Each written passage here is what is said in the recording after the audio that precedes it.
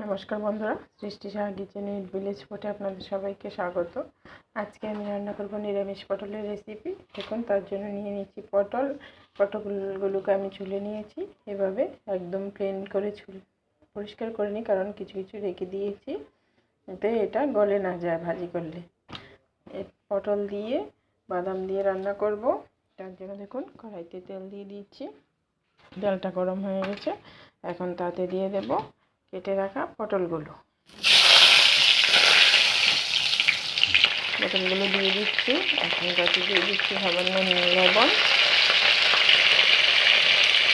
আর দিয়ে দিচ্ছি 1 চামচ হলুদ। এবার এটাকে ভালো করে নাড়াচাড়া দিয়ে দেবো।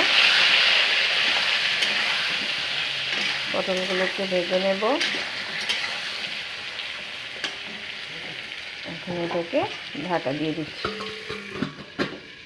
দেখুন বন্ধুরা, বাদামগুলো আমি আগে থেকে ভেজে নিয়েছি। এখন এগুলোই মিক্সারে মিক্সি করে নেব।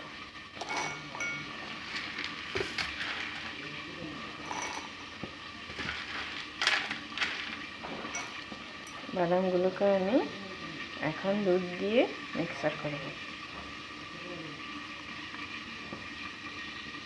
এখন পটলগুলোকে ঢাকা তুলে নাড়া দিয়ে দেব।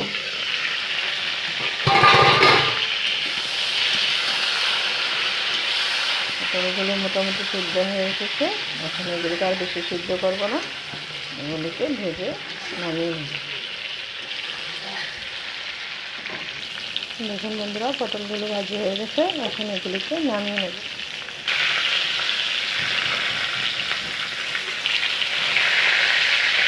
দেখুন, কড়াইতে তেল দিয়ে দিচ্ছি। এখন তাতে দিয়ে দিচ্ছি গোটা জিরে,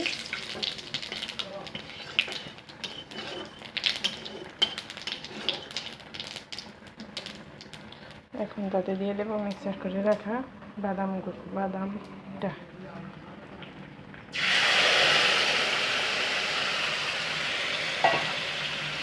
দেখুন, তাতে দিয়ে দিচ্ছি সামান্য পরিমাণ দুধ। এবার এটাতে দিয়ে দেবো লবণ, 1 চামচ হলুদ, দিয়ে দিচ্ছি 2 চামচ পরিমাণ লঙ্কার গুঁড়ো। এখন এটাকে ভালো করে কষিয়ে নেব। দেখুন, মশলাটা কষে এসেছে। তাতে দিয়ে দেব 2 চামচ চিনি, দিয়ে দেব 1টা কাঁচা লঙ্কা কুচি। এখন মশলাটাকে ভালো করে ভেজে নেব। দেখুন বন্ধুরা, মশলাটা ভালো করে কষে এসেছে।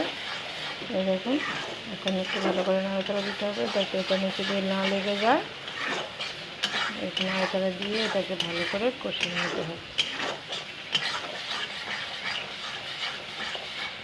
দেখুন বন্ধুরা, মশলাটা ভালো করে কষে এসেছে, এটা থেকে তেল ছেড়ে এসেছে। এখন এটাতে আমি ভেজে রাখা পটলগুলো দিয়ে দেব।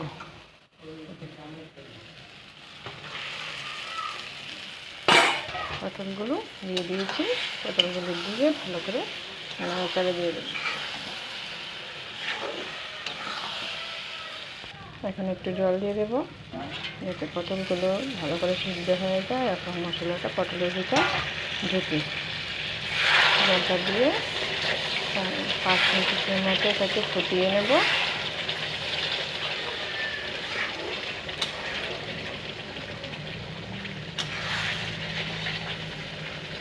বন্ধুরা,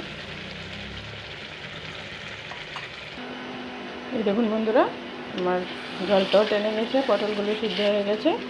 এখন আমার তরকারিটা রেডি হয়ে গেছে। আমি এটাকে নামিয়ে নেব। দেখুন কি সুন্দর লাল লাল হয়েছে। দেখতে যতটা সুন্দর, এটা খেতেও এত স্বাদ হবে। এই দেখুন বন্ধুরা, আমি এটাকে নামিয়ে নিয়েছি। হ্যাঁ বন্ধুরা, যদি আমার ভিডিওটা ভালো লাগে তাহলে অবশ্যই লাইক করবেন, আমার চ্যানেলটাকে সাবস্ক্রাইব করবেন। ধন্যবাদ।